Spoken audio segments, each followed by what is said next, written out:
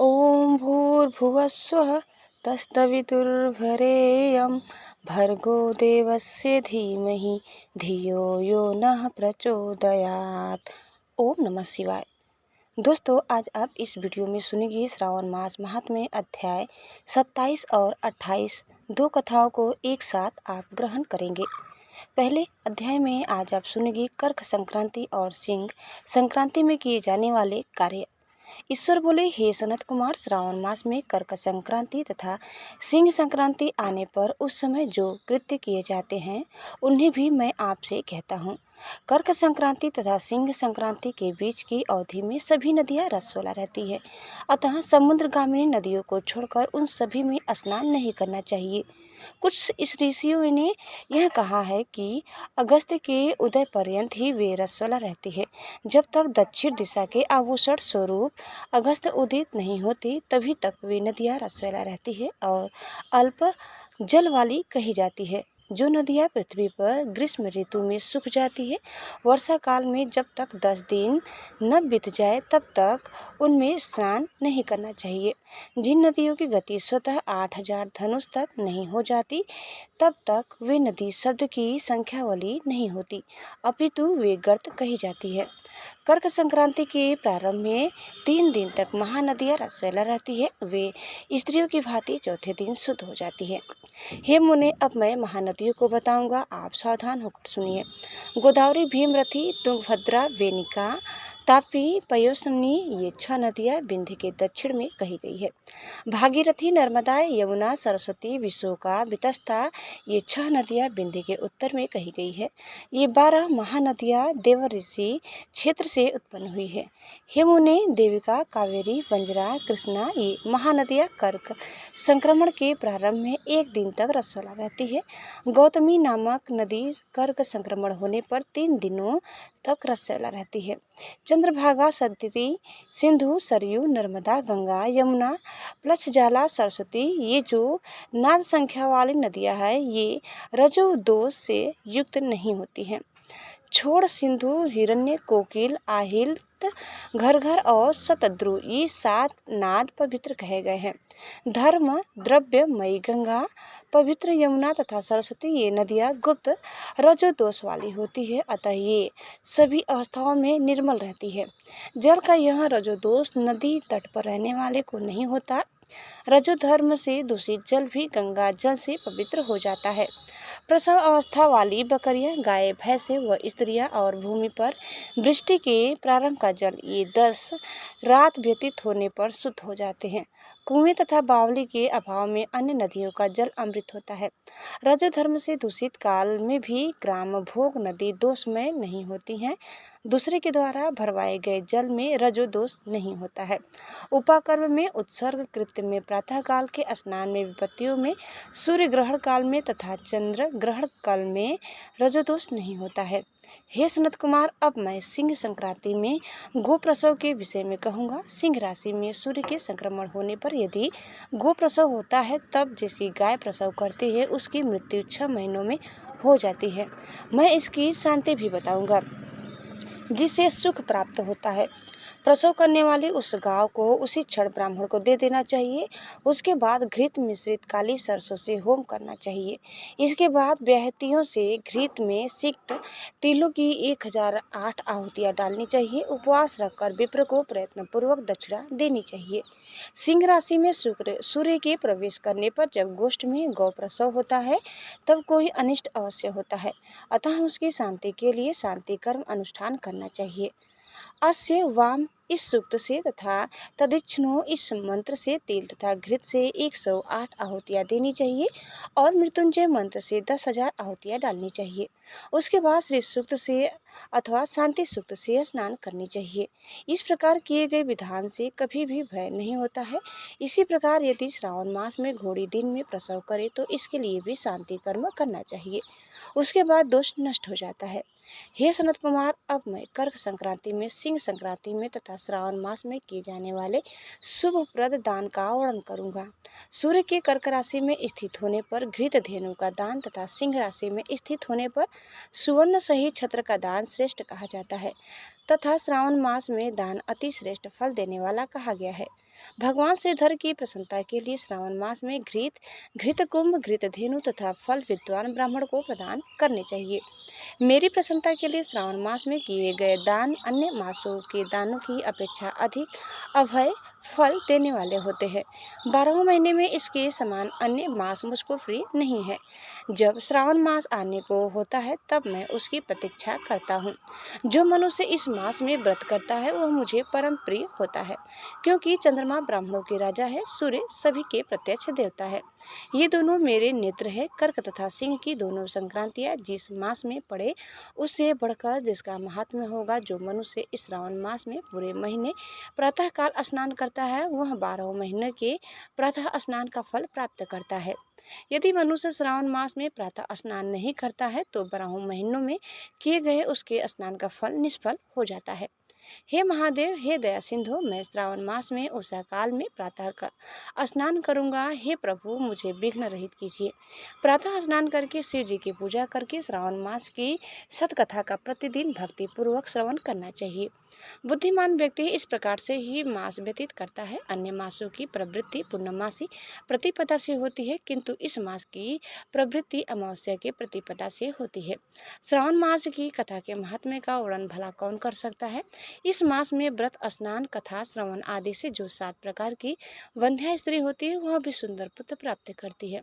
विद्या चाहने वाला विद्या प्राप्त करता है, बल की कामना करने वाले को बल मिल जाता है, रोगी आरोग्य प्राप्त कर लेता है, बंधन में पड़ा हुआ व्यक्ति बंधन से छूट जाता है, धन का अभिलाषी धन को पा लेता है, धर्म के प्रति मनुष्य का अनुराग हो जाता है तथा पत्नी की कामना करने वाला उत्तम पत्नी पाता है।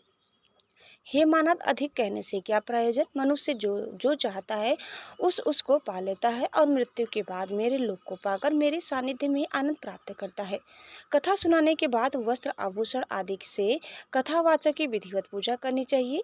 जिसने वाचक को संतुष्ट कर दिया उसने मानो मुझ शिव को प्रसन्न कर दिया। श्रावण मास का महात्म्य सुनकर जो वाचक की पूजा नहीं करता, यमराज उसके कानों को छेदते हैं और वह दूसरे जन्म में बहरा होता है। अतः सामर्थ्य अनुसार वाचक की पूजा करनी चाहिए। जो मनुष्य उत्तम भक्ति के साथ इस श्रावण मास महात्म्य का पाठ करता है अथवा सुनता है अथवा दूसरों को सुनाता है उसको अनंत पुण्य की प्राप्ति होती है। दोस्तों, इस प्रकार से स्कंद पुराण के अंतर्गत ईश्वर सनत कुमार संवाद में श्रावण मास महात्म्य में नदी रजतो सिंह गौ प्रसव सिंह कर्कट श्रावण स्तुति वाचक पूजा कथन नामक 27वां अध्याय पूर्ण हुआ। आप आगे सुनिए श्रावण मास महात्म्य अध्याय 28। इस अध्याय में आप सुनेंगे अगस्त्य जी को अर्घ्य प्रदान करने की विधि। ईश्वर बोले, हे ब्रह्मपुत्र, अब मैं अगस्त्य जी को अर्घ्य प्रदान करने की उत्तम विधि का वर्णन करूंगा, जिसे करने से मनुष्य सभी वांछित फल प्राप्त कर लेता है। अगस्त्य के उदय के पूर्व काल का नियम जानना चाहिए। जब समरात्रि अर्थात 8 या 10 रात्रि उदय होने में शेष रहे तब 7 रात्रि पहले से उदय काल तक प्रतिदिन अर्घ्य प्रदान करे। उसकी विधि मैं आपसे कहता हूँ। जब से अर्घ्य देना प्रारंभ करे उस दिन प्रातः काल श्वेत तिलों से स्नान करके गृह आश्रमी मनुष्य श्वेत माला तथा श्वेत वस्त्र धारण करे और सुवर्ण आदि से निर्मित कुंभ स्थापित करे, जो छिद्र रहित पंचरत्न से युक्त घृत पात्र से समन्वित अनेक प्रकार के मोदक आदि भक्ष्य पदार्थ तथा फलों से संयुक्त माला वस्त्र से विभूषित तथा ऊपर स्थित ताम्र के पूर्ण पात्र से सुशोभित हो। उस पात्र के ऊपर अगस्त्य जी की स्वर्ण प्रतिमा स्थापित करे, जो अंगुष्ठ मात्र प्रमाण वाले पुरुषाकार 4 भुजाओं से युक्त स्थूल तथा दीर्घ भुज दंडों से सुशोभित दक्षिण दिशा की ओर मुख किए हुए सुंदर शांत भाव संपन्न जटामंडलधारी कमंडलू धारण किए हुए अनेक शिष्यों से आवृत हाथों में कुश तथा अक्षत लिए हुए हो। ऐसे लोपामुद्रा सहित मुनि अगस्त्य का वाहन करे और गंध पुष्प आदि 16 उपचारों तथा अनेक प्रकार के नैवेद्यों से उनका पूजन करे। इसके बाद भक्ति युक्त चित्त से उन्हें दही तथा भात की बलि प्रदान करे। इसके बाद अर्घ्य दे, जिसकी विधि इस प्रकार है।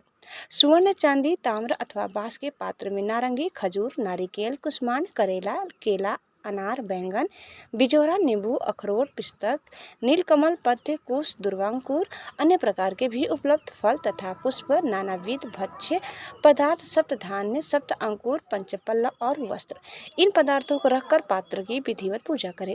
पुनः घुटने की बल सिर झुकाकर उस पात्र को मस्तक से लगाकर नीचे की ओर मुख करके अगस्त्य मुनि का इस प्रकार से ध्यान करें और श्रद्धा भक्ति पूर्वक सावधान होकर अर्घ्य प्रदान करें। काश पुष्प के समान स्वरूप वाले अग्नि तथा वायु से प्रादुर्भूत तथा मित्र वरुण के पुत्र हे अगस्त्य, आपको नमस्कार है। बिंद की वृद्धि को रोक देने वाले, मेघ के जल का हिस विष हरने वाले, रत्नों के स्वामी तथा लंका में वास करने वाले हे देवर से आपको नमस्कार है। जिन्होंने आतापी तथा वातापी का भक्षण किया, लोपामुद्रा के पति महाबली तथा श्रीमान जो ये अगस्त्य जी है, उन्हें बार बार नमस्कार है। जिनके उदित होने से समस्त पाप, मानसिक तथा शारीरिक रोग और तीनों प्रकार के ताप, अधिदैविक, अधिभौतिक, आध्यात्मिक नष्ट हो जाते हैं, उन्हें बार बार नित्य नमस्कार है।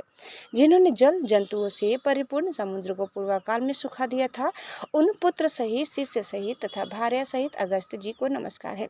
बुद्धिमान द्विजाति अगस्त्य नदभ्य, इस वेद मंत्र से तथा शुद्ध पौराणिक मंत्र से अगस्त्य जी को अर्घ्य देकर उन्हें प्रणाम करें। इसके बाद लोपामुद्रा को अर्घ्य दे। हे राजपुत्री, हे महाभागे, हे ऋषि पत्नी, हे सुमुखी, हे लोपामुद्रे, आपको नमस्कार है, मेरे अर्घ्य को स्वीकार कीजिए। इसके बाद अर्घ्य मंत्र से घृत की 8000 अथवा 108 आहुति प्रदान करें।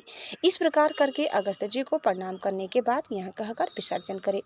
बुद्धि से परे चरित्र वाले हे अगस्त्य, मैंने सम्यक रूप से आपका पूजन किया है, अतः मेरी यह लौकिक तथा पारलौकिक कार्य सिद्धि को करके आप प्रस्थान कीजिए। इस प्रकार उन अगस्त्य जी को विसर्जित करके वेद वेदांग के विद्वान, निर्धन तथा गृहस्थ ब्राह्मण को समस्त पदार्थ अर्पण कर दे और मुख से यह कहे। सत्कार किए गए अगस्त्य जी ब्राह्मण रूप से स्वीकार करें। अगस्त्य जी अगस्त्य ही ग्रहण करते हैं, अगस्त्य ही देते हैं और दोनों का उद्धार करने वाले भी अगस्त्य ही है। अगस्त्य जी को बार बार नमस्कार है। दोनों मंत्रों का उच्चारण करके दान करें। ब्राह्मण आदि पूर्व विहित वैदिक मंत्र का उच्चारण करें और शुद्ध पौराणिक मंत्र का उच्चारण करें। उसके बाद सुवर्णमयी सिंह वाली, दूध देने वाली बछड़े सहित चांदी के खुर वाली, ताम्र के पीठ वाली, अत्यंत सुंदर कांसे की दोहनी से युक्त और घंटा तथा वस्त्र से विभूषित श्वेत वर्ण की धेनु प्रदान करें। अगस्त्य मुनि के उदय के 7 दिन पूर्व से इस प्रकार अर्घ्य देकर ही 7वें दिन दक्षिणा सहित गौ प्रदान करें। इस प्रकार इस व्रत को 7 वर्ष तक करके निष्काम व्यक्ति पुनर्जन्म को प्राप्त नहीं होता और सकाम व्यक्ति चक्रवर्ती राजा होता है तथा रूप व आरोग्य से युक्त रहता है। ब्रह्मचार्य, वेदों तथा सभी शास्त्रों का विद्वान हो जाता है। क्षत्रिय समुद्र पर्यंत समस्त पृथ्वी को प्राप्त कर लेता है। वैसे धान्य संपदा और गौधन प्राप्त कर लेता है। शूद्र को अत्यधिक धन, आरोग्य तथा सत्य की प्राप्ति होती है। स्त्रियों को पुत्र उत्पन्न होते हैं, उनका सौभाग्य बढ़ता है तथा घर समृद्धि में हो जाता है। हे ब्रह्मपुत्र, विधवाओं का महापुण्य बढ़ता है। कन्या रूप गुण संपन्न पति प्राप्त करती हैं और दुखी मनुष्य रोग से मुक्त हो जाता है। जिन देशों में मनुष्यों के द्वारा अगस्त्य जी की पूजा की जाती है, उन देशों में मेघ लोगों की इच्छा के अनुसार वृष्टि करता है। वहाँ प्रकृति आपदाएं निर्मूल हो जाती है और व्याधियां नष्ट हो जाती है। जो कोई भी अगस्त्य जी के इस अर्घ्यदान का पाठ करते हैं अथवा इसे सुनते हैं, वे सर्वश्रेष्ठ मनुष्य पापों से छूट जाते हैं और पृथ्वी लोक में दीर्घ काल तक निवास करते हैं। हंस युक्त विमान से स्वर्ग जाते हैं। जो लोग जीवन पर्यंत निष्काम भाव से इसे करते हैं, वे मुक्ति के भागी होते हैं। इस प्रकार श्री स्कंद पुराण के अंतर्गत श्री ईश्वर सनत कुमार संवाद में श्रावण मास महात्म्य में अगस्त्य अर्घ्य विधि नामक 28वां अध्याय पूर्ण हुआ। उम्मीद करते हैं कि आपको हमारी आज की यह कथा जरूर पसंद आई होगी। कैसी लगी कमेंट करके बताइए। चैनल में नए हैं तो प्लीज लाइक, शेयर और सब्सक्राइब करना न भूलें। धन्यवाद। ओम नमः शिवाय। हर हर महादेव।